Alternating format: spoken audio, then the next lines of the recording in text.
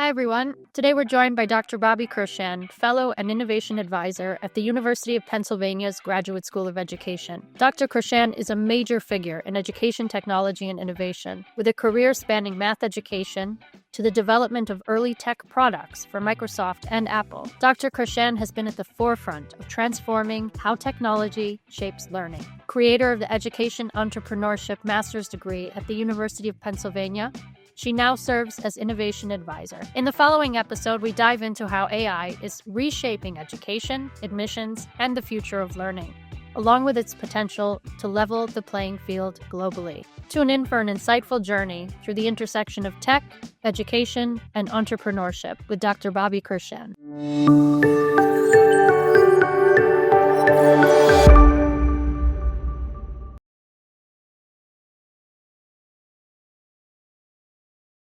Hi, Bobbi. How are you today? And thanks for joining us. Glad to be here. Fantastic. I'm wondering if you can tell our listeners a bit about yourself, your academic journey, maybe some bits on your entrepreneurial projects, as well as your academic position. Great. It's nice to be here and nice to speak with you. And I am, my journey's kind of been zigzag, but it's been somewhat related if you look at it from where at the end, well, I wouldn't say the end, but at the point I'm at now, if we look back, the journey's had some purpose and some direction. But at the time, it seemed somewhat zigzag. I really realized recently that my journey has been about the ecosystem of learning and innovation and how that ecosystem works. I started out as a math teacher and studied mathematics at the university. And then I went on to get my master's degree in computer science. And when I was getting that degree, I went to the university and said, I really want to do my degree in the use of technology in learning and with kids and how kids learn using computers. Well, today everybody is talking about that all the time, how we learn, what we do.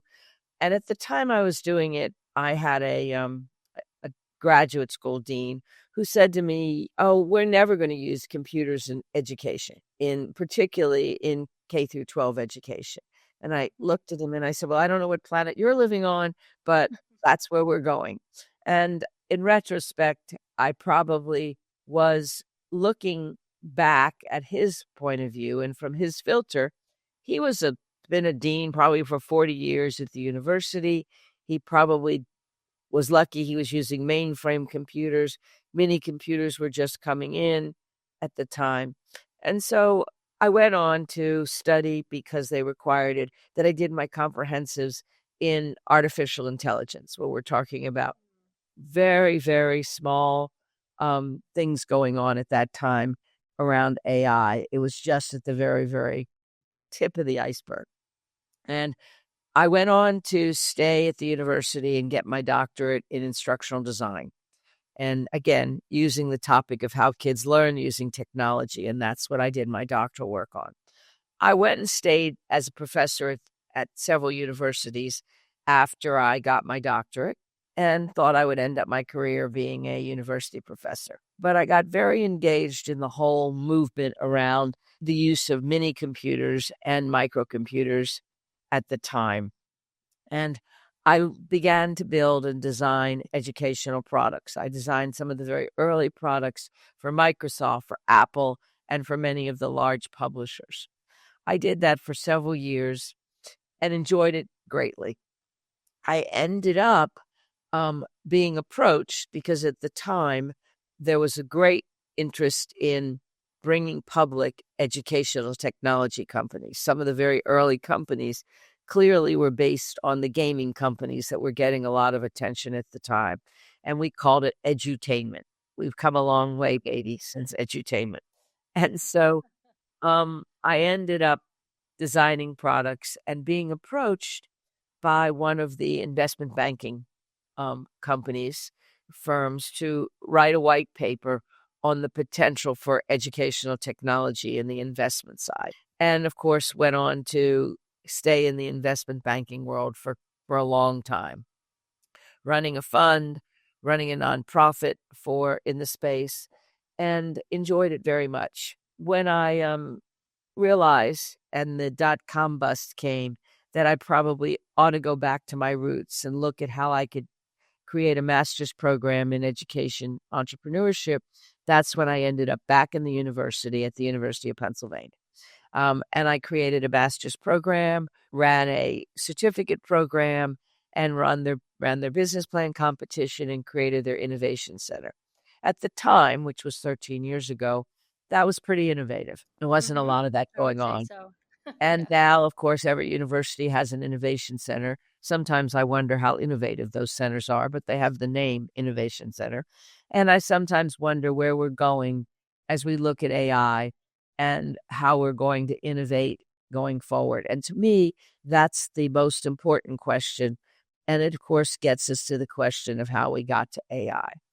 Um, One of my personal journeys over this time is to explore my own use of technology and innovative women. I've become extremely interested in women and innovation and published a book on called Innovate Hers on how entrepreneurial women rise to the top. I've actually read the book, and I can I can vouch for it. It's quite remarkable, and to see all of these professionals in one space with such completely different journeys and completely different stories, it's quite inspirational. Well, thank you. And I So do thank you think for that. telling Yes. stories is the most important thing. This is very interesting coming from an innovation expert. So I hope we get to touch on that again throughout the conversation. Thank Perhaps it'll come naturally. So on the topic of students, technology, use of technology in the classroom, let's say, wanted to ask you, with the integration of AI and other emerging technologies into nearly every corner of higher education, as you seem to predict before everybody else saw the reality. I want to talk a bit about international students in this regard. So I'm wondering how you anticipate or perhaps have already seen international students' interaction or interactions with AI, emerging technologies.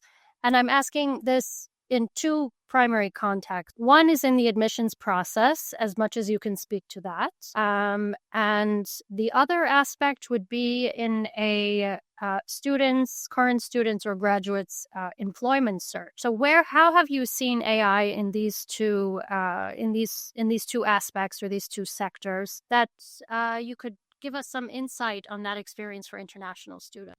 I think the growth of international students is not something new. They've been coming to the universities in the U.S. for many, many years.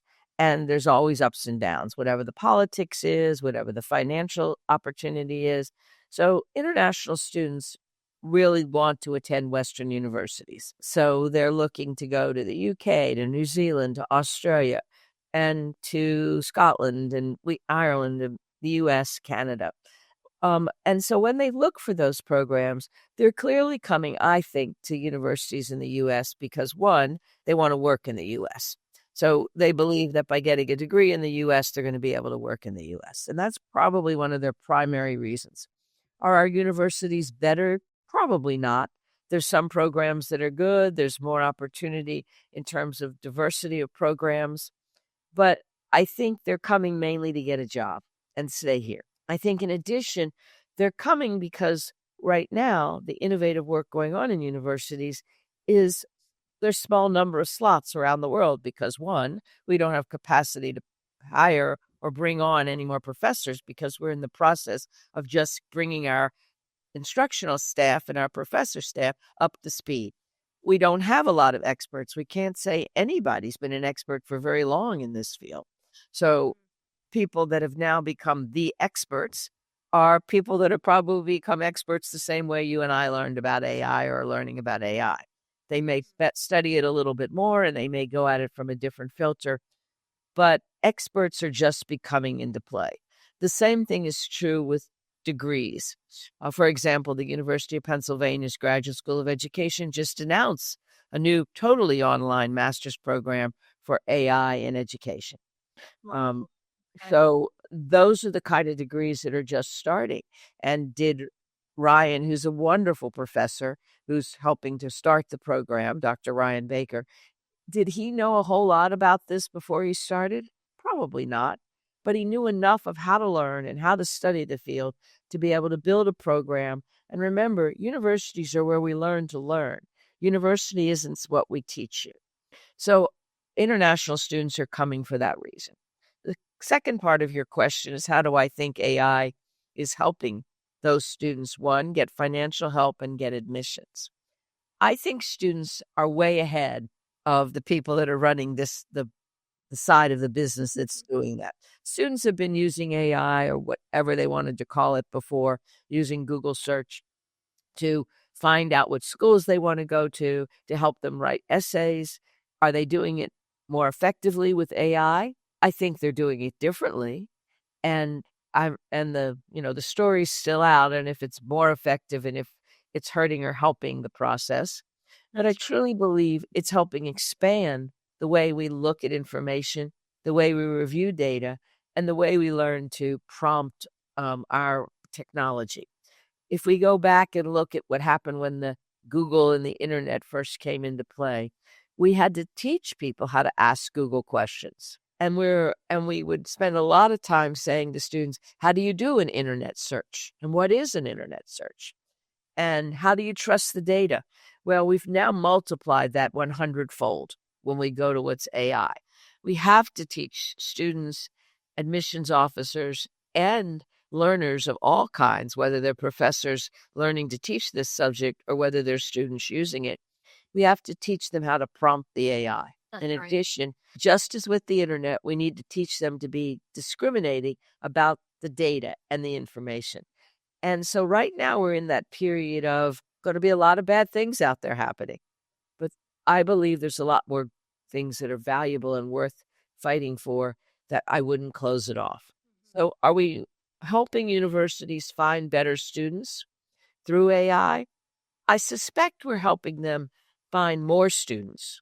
So we've expanded people that can now learn about their schools that didn't before.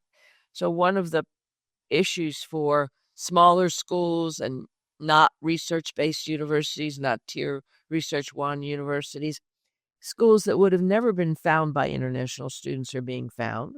Right. We're totally turning the agent business upside down because of AI. And we are also totally turning the way we fill out applications and get information about students. I think we're going to have to reevaluate what it means to write an essay to get into college. Yes. Does it mean it was bad because they used AI? No. Does it mean we need to analyze our question that we're asking the student to write about better? Do we need to maybe ask them to, the same way we used to ask them to show us their work for solving math problems? Maybe we need to ask students to show us the process they went through in writing their essay. Maybe they submit 3 drafts of the essay and say, at this point, here's the prompt I used, or at this point, because that process to me is a much better way to see how students learn than asking them to write an essay and turn it in as the final essay. We used to say the same thing, and we still do about teaching people to solve math problems. Show me your work, because I want to see where you made your mistake, or I want to see where you understood the algorithm. Yeah. So I think AI will definitely improve admissions. I think it will open up opportunities for more ways of finding financial aid and accessing financial aid. And I think it will provide more options for students to find a place that fits what they want to do and that they can afford going forward. Great, thank you. The piece on essays is very relevant to my own work. I've tutored hundreds of students on their statements of purpose for graduate school, and what I have found most often is the habit of utilizing, AI generation in order to compose these essays. And precisely to what you were speaking about earlier, it's very obvious to me that AI does not have to be, this negative tool. In fact, students can harness it as long as they do so responsibly. and that they engage with it not only responsibly, but intelligently.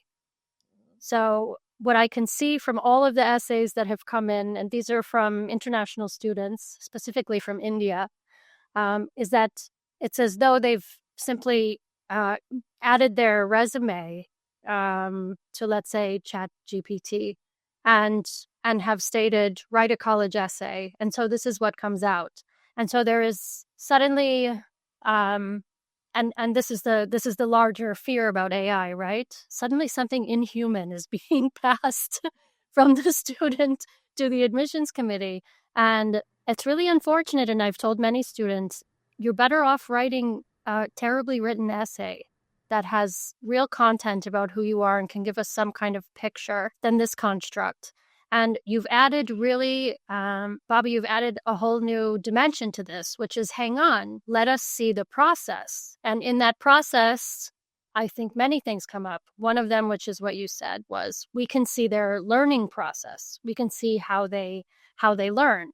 We can also see how they organize. We can also see other skills that go into that. And in a sense, it's much more intimate of a process than even getting an essay that has been composed by their own hand entirely. So it really adds, I think it's something very exciting for any admissions offices to consider. Now, this sort of thing requires a prioritization change or shift of sorts, and also bandwidth, of course. And we know that universities, struggle with time and also money to initiate a kind of project like this. But sort of get into an iterative loop.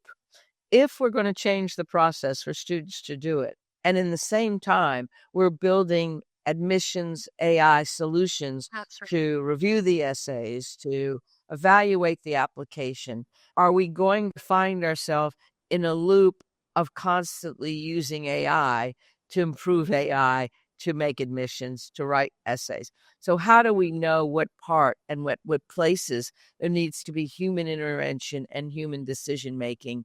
Because right now, and even before there was the kind of applications we have today in admissions, we found what they would go through is they'd feed all the data from that came in on the application as it became more digital, and they'd find these cutoff points, and they would say, well, unless your total score adds up to X, you don't get to the next step. Well, we're going to see even more of that with AI. Now, will it be more effective, and what is the process? So if we're using AI to evaluate the applications and students are using AI to write the application, at what point do we change the process? And this is true of everything we're doing in AI today. To teach writing, and it sounds like you do look at writing and essays, to teach any kind of writing today, we're going to need to change the pedagogy. We've been teaching 5-paragraph essays for writing for, I don't know, probably as long as when I learned to write, which is a long time. In the West, in any case, yes. Yeah, in a long time. And what happens is now we're saying, well, we've got this other tool and our brain's thinking differently. Do we need to change the pedagogy of how we teach writing? Maybe we don't start with an outline and 5 essays. I'm not saying that this is the change, but what is it now? What does the pedagogy become? And until we figure that out and test it, we're probably going to get in a very bad loop in trying to figure out what we use from the old pedagogy and what is the new pedagogy. And we're going to confuse students because as teachers learn to use the new technologies, they're going to change their pedagogy in subtle ways, but they're still going to find teachers, professors, and admissions officers that are looking at it with the old lens of thinking about how people write. So we've got an opportunity to make major changes, as we did when the calculator came into the math classroom. So I think this is exciting times. A little bit of chaos will ensue. Will we get some things wrong? Yes. Will we change some things? Absolutely. And will it be better? I have to believe it will be. And I think people are scared of the wrong things about AI right now.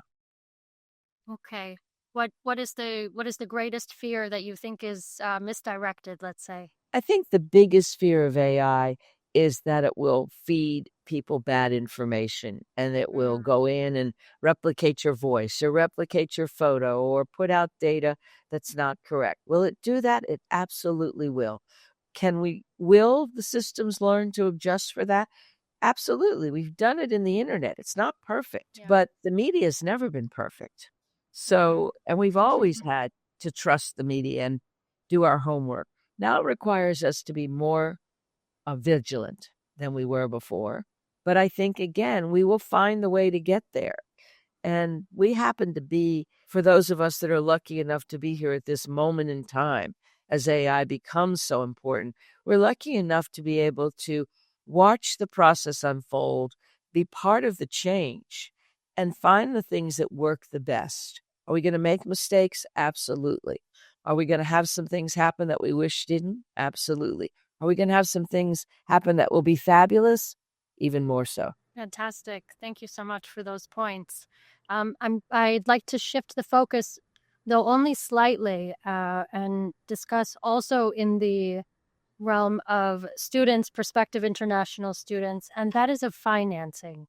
Now I'm curious as to how what you have said about these other fields uh, relates to affordability, university affordability, financing, our ability to harness AI and emerging technologies in order to ensure and explore opportunities for students, particularly those from lower income backgrounds, to provide them accessibility to international higher education.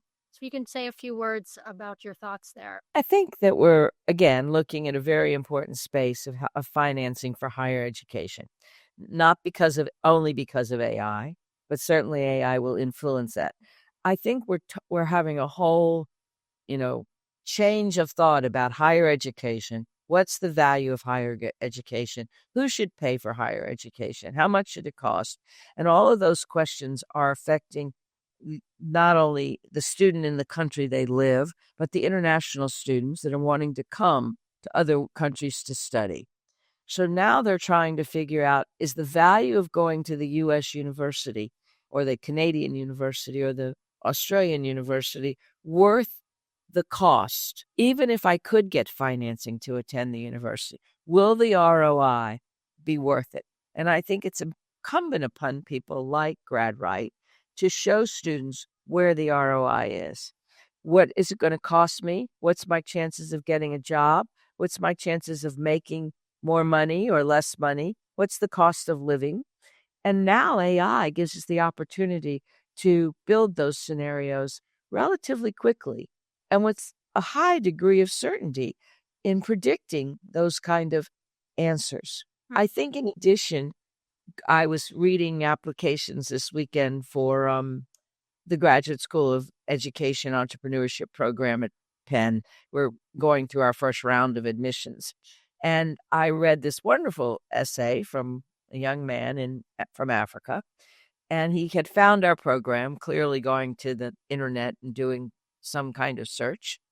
And somewhere he believed that our program was totally online and that he didn't have to come. So therefore, he wasn't going to have to worry about the expense of coming to the US and that there was financial aid fully for this program. Was that true? It is online. It's not totally online. So he had a misconception from what he said in his application. And two, yes, we have financial support, but we can't give it to international students. And I'm sure somewhere on our application page, it says that very clearly. But he didn't read that. No matter how he found it, he didn't read that detail. But he really liked the program. So I said back to the admissions committee, which we have a meeting this week, I wrote a note and said, we really need to be clear with this student that this wasn't going to solve the problems that he needs to solve to come here. So I think as we get more AI, we have to be careful about the data we give back to international students on getting into these schools. We can help them. Agents have been helping them get into these schools, but is it helping them find the answer or pick the right programs based on their personal needs? And Mm-hmm. I think we're still not there yet in terms of Yes. admissions.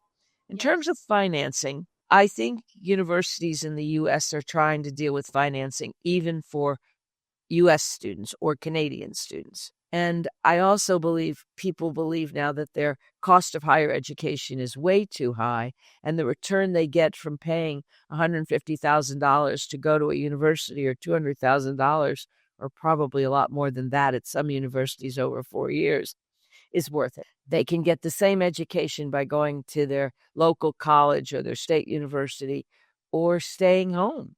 So, why do they come? It goes back to the very first thing we talked about. They come because they want to get a job in the countries where they're going. And they believe that the cost of doing that, even with loans, is worth it to Right. them to take the risk. Right. On the topic of ROI and the probability or the notion that this data, employment opportunities and career outcomes, let's say, um, including salary. I think we also have, it's some sticky territory over there as well. Because while certain data may be accurate, the framework for that data is often not, at least not accurate to particular target populations of students internationally, let's say. So, an Indian student is partially basing her decision to apply for a university based on this stated ROI. Now, the stated ROI can be from US News and World Report rankings, it can be from Quora or Reddit. There's this data that's out there that's not necessarily fact checked by an institution itself, can be overstated or understated, and oftentimes is not time sensitive, right? So it is giving the salaries of graduates 5 years post graduation. And the implication for the student is that this is the money I'm going to be making right when I throw my graduation hat up. So we definitely have, we have a transparency and accuracy of information or accuracy of data issue out there. And when I hear you talking about AI and the role of AI in this in collating this data and its dissemination, I see there, partly inspired by this conversation, that there's actually an opportunity there Yes. to refine that data and to use AI again responsibly in order to get across that right information. But it sounds to me like that is quite a way to go. Oh, absolutely. And then taking that one step forward in terms of looking where you go, we have to be able to match the college programs that people are applying to the type of jobs that students can get by saying, and we can do that today. There are several companies out there that are saying, can go through now because of AI, find all the job skills and type all the jobs that are listed wherever they want to be, and say, these are what I'm looking for in an applicant for these jobs. And these are the skills that they learned in the degree from the University of Pennsylvania or from Iowa, wherever they went to school. These are the courses they took, and these were the objectives of each course.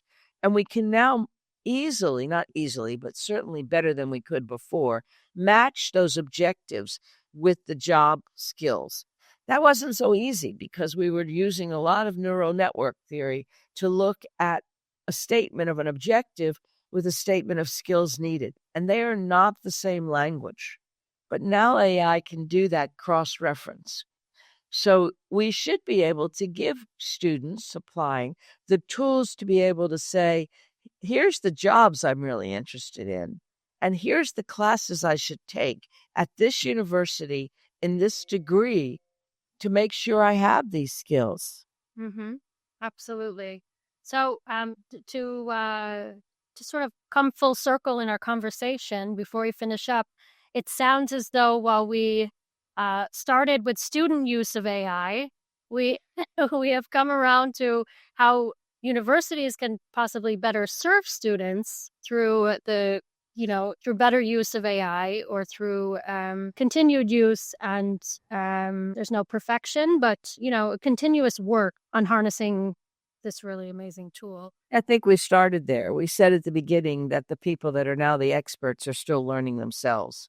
That is, So yes. we are learning how AI can be used. So admissions officers and faculty and graduates, researchers are learning how to use AI best for all sorts of things that happen in the university, for research, for administrative work, for data analysis. I mean, we can go on and on.